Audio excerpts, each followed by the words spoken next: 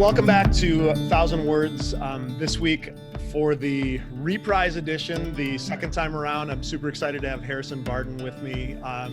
Like I told you on the last episode, had some computer issues and file issues with the last time that Harrison and I talked, but either way, it's a good opportunity to get together and talk one more time. Harrison's a young up-and-coming photographer in the sports world that has just such a unique style and is just establishing himself as one of the new faces in the sports world. And I'm just super excited to have you along again today, Harrison.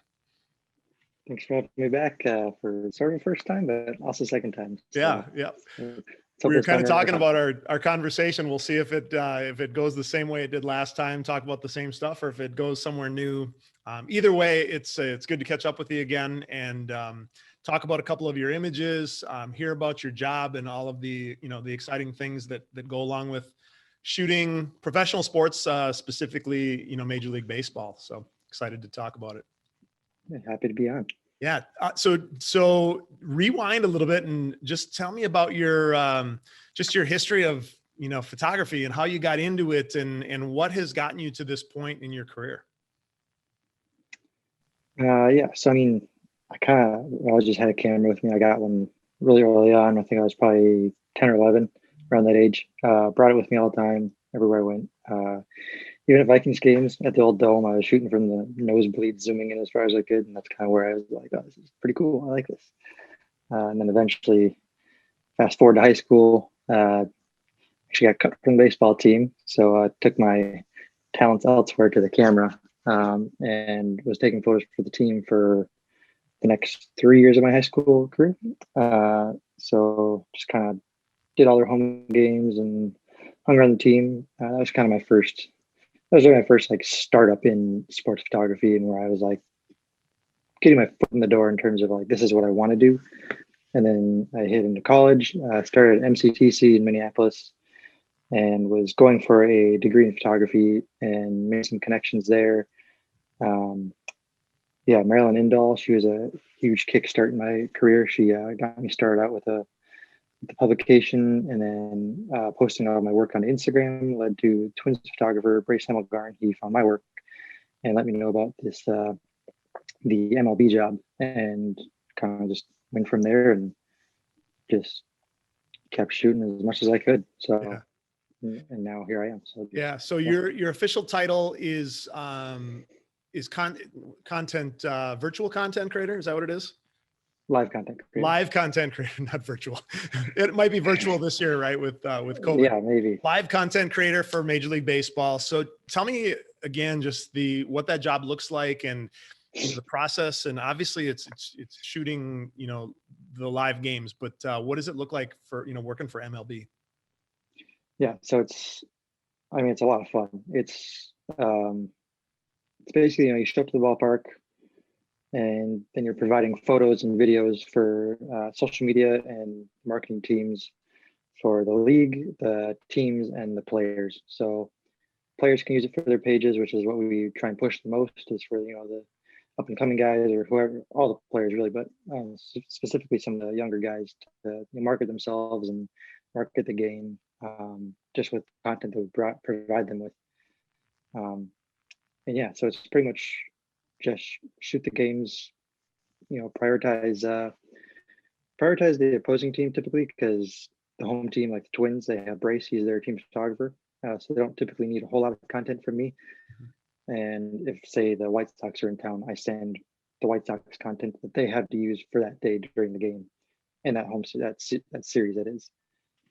Now, I know you shoot other sports as well, for USA Today and Getty and a number of things, but back to the MLB thing, what does that, the process has changed so much over the course of even the last 3, 4, 5 years, probably even since you started 3 or 4 years ago, knowing that some of the images that are happening right now need to get pushed right away. What does that whole process look like? So the process hasn't actually changed that much compared to my first year. It's pretty much been send it right when you get it. The how I send it has changed. Like the server I send it through, it started out as email actually, and now we're sending through an app called Greenfly, which is basically think of it as kind of like a Dropbox type thing where you can upload to, there's a folder that goes to the league, the team, and then the players. Okay. And that kind of just, you send that off as soon as you can. But sending wise, I'm tethered from my camera to my phone. So I got to take a pause. You can't keep shooting while you're tethered. So you import, and then I used to do a quick edit, but we're not editing anymore just to get it out even quicker now. So yeah, just quickly get it on the phone and upload it and get back to work. And it's kind of the way we're doing it. But this postseason, this was the first time we shot hardwired, so using Ethernet. So I was shooting on 1DX and hardlined into Ethernet, and that was so nice. We had an editor on the desk, and that we were pumping things out even quicker than usual. So that was a lot of fun too. Your style is such that, we talk about sports photography, and we've all got those iconic moments of sports photography in our mind, the action part of things. And there's the obvious game-winning home runs, and there's the things that happen that are probably, I'm not going to say predictable, but they're the ones that are, probably the most expected photos. And I think one of the things about your style that I love so much, and I know is becoming more and more popular, is just some of the things that are a little more supplementary to the game, and some of the things that bring the viewer into the details of what's happening with that individual player, or the actions that are not the obvious standing with the bat on the shoulder, or the swing, or making the play. Do you find yourself processing the action because you need to process the action, and kind of having one eye looking out for that other stuff at the same time? Or are those the things that you find, baseball provides you some downtime, obviously, where there's not action happening? How do you find you most successfully work the balance of finding those two things? Shooting action in games, that's typically what I like. Like during games, I'm typically focused on just action mostly. But in between innings, or during batting practice, that's when you kind of show off more of the personality of the players, and the behind the scenes stuff, like you were saying. Yeah. Kind of the detailed shots, and like I said, personality. So whether guys are goofing around in the cage, or just on the warning track, wherever they are. That's kind of what batting practice is prioritized for in my eyes. But then, yeah, during the game, it's trying to get a mix of both as much as you can, but it's kind of tough because you're limited to what you can shoot, where you can go, and the players are a little bit more professional, I guess you'd say. Yeah. I don't know, not professional, but they're more they're focused. Yeah, they're focused on the game more than anything. Yeah. So then you have more time to focus on just the action at that point. Your style, it was self-admittedly, you said, kind of probably influenced by street photography a little bit. And I think, you scroll through your Instagram feed, or the thing that I find just so intriguing about it is there are some amazing action shots, which with any great sports photographer, you would expect that there's going to be some of those that are capturing the action and the intensity of the moment, of whatever sport it is that they're shooting. But you've found such a cool way to capture the perfect balance of like light and dark and composition. And there's just such an artistic style to some of that. Talk about how maybe you said street photography maybe influenced that, and just some of the things that you're looking for as you're trying to capture maybe that artistic style. Yeah. So street photography has always been, huge influence on how I shoot. Whether it's the old guys, like back in the film days, or the new guys, there's always things to look at and be inspired from. And in sports, I just grew up always seeing kind of, just like you said, kind of typical action shots, and they're great action shots, but it's hard and it's tough too, but I like to try and incorporate some sort of composition or better lighting into the action shots that I'm getting. I try and predict what's going to happen and where it's going to happen, the light it's going to be in, whether I can incorporate like leading lines or shapes, whatever it is, geometry of the ballpark. You got to stand out from the others, I guess. So Yeah. I'm not saying that I am the most different from others, but it's, you got to try.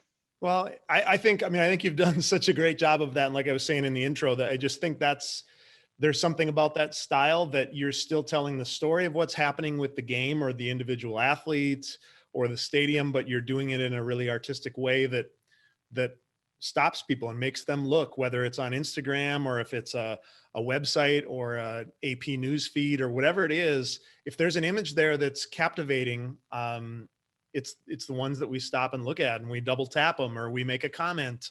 We're living in a time now where we as visual consumers have more to choose from than we ever have before. And, to figure out a way to make your style or make yourself stand out from others is super important. And I think, I can't say enough about your style and how I feel like that is something that is starting to separate you and make your feed and the work that you're producing different than, there's lots of super talented sports photographers out there that capture those moments and have the right equipment. And I think you're doing a great job of finding a way maybe, to integrate a new style into kind of a game that's happened, in front of cameras for hundreds of years. So I think you said you had gone to a year ago before COVID, you shot 100 games in almost every stadium. And baseball is one of those where, yes, the diamond is the same all the time, 90 feet apart and 60 feet, 6 inches and all of those things. But everything else is different in every ballpark. The power alleys are different. The foul lines look different. The depths, the seats, the light, indoors, outdoors. What are some of the things that maybe you enjoy about different stadiums, different lighting, different atmosphere, and maybe one of the things that's like a challenge to shooting in those things and kind of trying to find the beauty in every one of them? Yeah, so 2019, I wish it was every ballpark, but I think I went to about like 8 or 9, something like that. But it was still more than I'd ever been to in my life. So, but yeah, going to new ballparks, it's it's new scenery. I mean, I love Target Field, and I've shot hundreds of games there at this point now, I think. But you see it that many times, and you're kind of like, you kind of know what to shoot. You know what looks good in that stadium. There's still things to find in that stadium, of course, but you send me to a new place, like the nicest, or the most fun I've had at a new stadium, I think, has been Colorado. I'd only been to Colorado once or twice before, and you go there and you're immediately just like in awe of the stadium. You got the mountains in left field basically, and even the scoreboard's cool. It's massive. It's the biggest scoreboard I've ever seen. Then we've got the purple seats up in the nosebleeds, and it's the mile high seats, which is marking a mile above sea level. And that was just super cool to me. So just seeing all these details that, like, I guess Target Field has, but I've just been so accustomed to shooting it. I kind of went in there with fresh eyes, and it was easier for me and more fun for me to break down the details compared to something I've been shooting for a while. So yeah, going to new stadiums is a lot of fun in that aspect. But then the challenges, like you're asking, is the spots where you can shoot from can be different. You can be further away, you can be really close, kind of depends. Houston is a lot further away from the batter than Target Field is. So a 400 is actually loose at Minute Maid Park. So I can't remember how much, but there's a good bit of headroom on the batter. And at Target Field, a 400, if you're shooting from third base, a 400 is like cuts off the ankles, basically, cuts off the feet. So it's much tighter. So you got these you got different perspectives between all the ballparks. So it's a challenge, but it's also fun. I enjoy that a lot. Yeah. How about day versus night and indoor versus outdoor? Do you have preferences or things that you like about any of those? Day games are always fun, but they can sometimes just be awful too, because it can, the light can be super harsh. It can just be it can be super hot out, which causes heat waves on the field. So a lot of day games, I'll go shoot up top, shoot elevated. I tend to have more luck shooting elevated and not having heat waves get in the way. So day games are fun in the sense of having more light to play with, more shadows, more shapes from the shadows, all that kind of stuff. And night games they're a little less stressful in a sense, because it is constant lighting. It's the same basically throughout the night. It starts out a little bit brighter at, in like June or whatever, you start out and it's a 7 o'clock game and still got the sun out. but by the time it's end of September, it's pretty much dark out by the time first pitch is thrown. So it's night games are a little bit less stressful, like I was saying, just because the light's a little easier to work with. And I just prefer night games too. I think they're more fun, just being under the lights. Sure. You kind of mentioned it before, but you talked about shooting with a 400.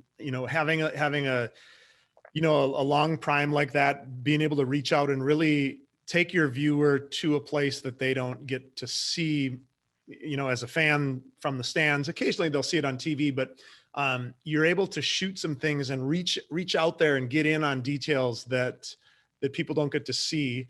And then at the same time, you probably are shooting, some level of wide angle at times. What are your thoughts or feelings on shooting in super tight versus shooting some of the big picture stuff wide?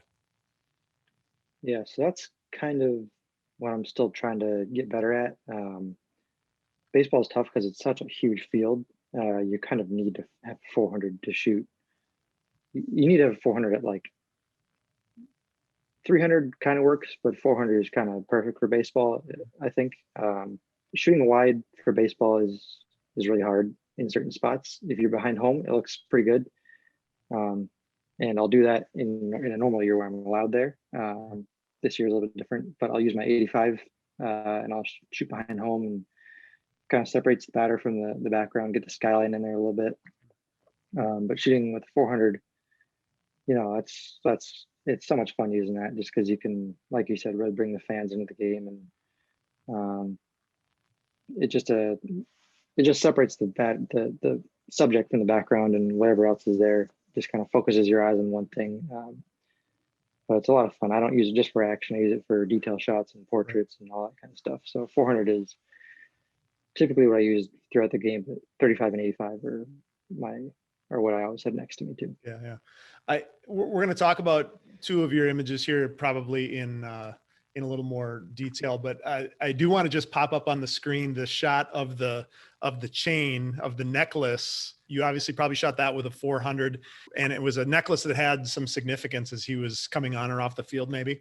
Yeah, so that was Mookie Betts. He's on the Dodgers, and I mean, I remember noticing that necklace the first time I shot him. I really liked it just because it seemed like kind of a personable detail of the player, and I like finding those kind of things. Whether it's a tattoo that the player has or jewelry like that. Mm-hmm. And I'd never really gotten a shot of Mookie. I saw him running in, and I kind of always saw it bouncing around. Like, it'd be kind of cool to kind of freeze that. And luckily, yeah, I was shooting with 400 right there. So yeah, luckily it worked out, but had to crop in a little bit just to get the composition right. But yeah, that was actually one of my favorite shots of the postseason this year. Yeah, the first image that you're bringing, you shot during the World Series or prior to the World Series at a photo shoot. Super unique, baseball player, cowboy boots, obviously a photo shoot. This is a unique one. So just tell us a story about what's happening here. Yeah, so this is a Tampa Bay Rays left fielder, Randy Arozarena. He took the baseball world by storm this postseason. I mean, he broke countless records and was just coming in with clutch hits all the time and lots of energy. But he had those cowboy boots, and after they won, he put those on and was out on the field celebrating with them. And our other content creators who were in San Diego captured him wearing those, and Twitter and Instagram, baseball world kind of lost it over that. So that was a fun little thing to have happen, and one more detail to be able to focus on. And so then we had this World Series photo shoot, and yeah, we did this before the series started. So we requested that he had the boots, and it's kind of a shot in the dark on what players are going to want to do and what they're not going to want to do for a photo shoot, especially in this big of a stage. But we're lucky enough he brought the boots over, and we got him to put his foot up on the placard. And I just like the story behind the photo and the player, and it was just a fun process too.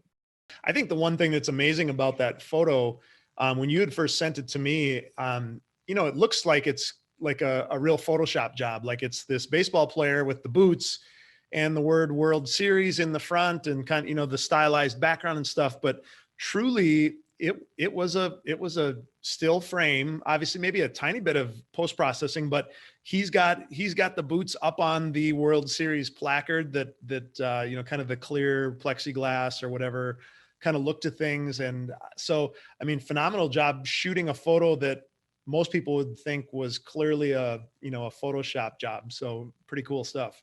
Props to the MLB marketing team for putting out this idea and putting it together. I didn't have anything to do with the set itself, but having to shoot that was, it was really hard to shoot that kind of photo because I was, you know, sitting on my butt and, you know, trying to get, I had my camera on the ground basically because it was such a odd perspective. You had to get super low and just to the right angle to make sure that the side of the word series lined up with the word world. Yeah, it was definitely a cool set to shoot on. But yeah, no post processing done there, other than like just a quick like preset on the edit, like color correction kind of thing. I mean, but yeah, no Photoshop in the World Series logo. So that was phenomenal because, like I said, it looked completely posterized, and you know, even as a Photoshop job, it looked awesome. And then when you told me it was just pretty much straight up out of camera, I mean, really an awesome, you know, combo platter between you taking the photo and exposing it correctly and composing it correctly, but also, like you said, MLB marketing to have kind of a cool set ready for you is awesome.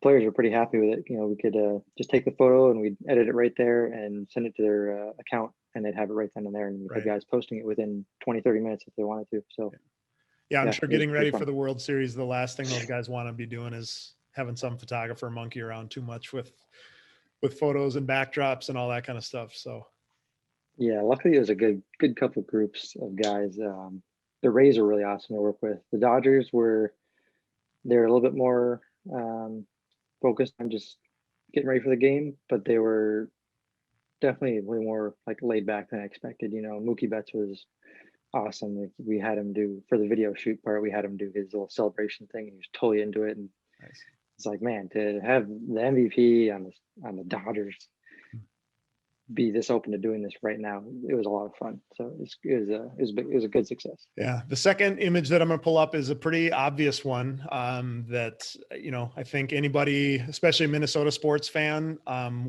knows probably the likely story behind this. This shot of Joe Mauer and tipping his cap.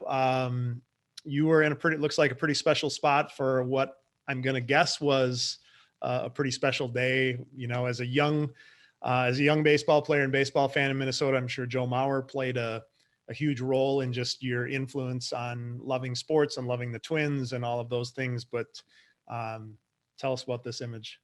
Yeah, so you're right there. It's his final game as a Twin, and that day still gives me chills. Just seeing it, just thinking about him coming out of the dugout in his catcher's gear again, and you know, just the music they had chosen was great, and just the fan reaction was just like the whole stadium was losing their minds. It was really emotional all around. Like, even some of my photographer buddies who like either weren't from Minnesota or didn't grow up really a Twins fan or Joe Mauer fan, like, yeah, that was pretty emotional. It was kind of a tugging at your heartstrings kind of moment, and those are the ones that like you remember forever. And so that was in 2018. That was my second year. I still call that my favorite moment that I've been able to shoot, and I've been fortunate enough to shoot a lot of very cool events so far. So that was this photo was probably halfway through when he came out there. Walked out with his catcher's gear, kind of walked out to the mound area, kind of tipped his cap, waved to the fans.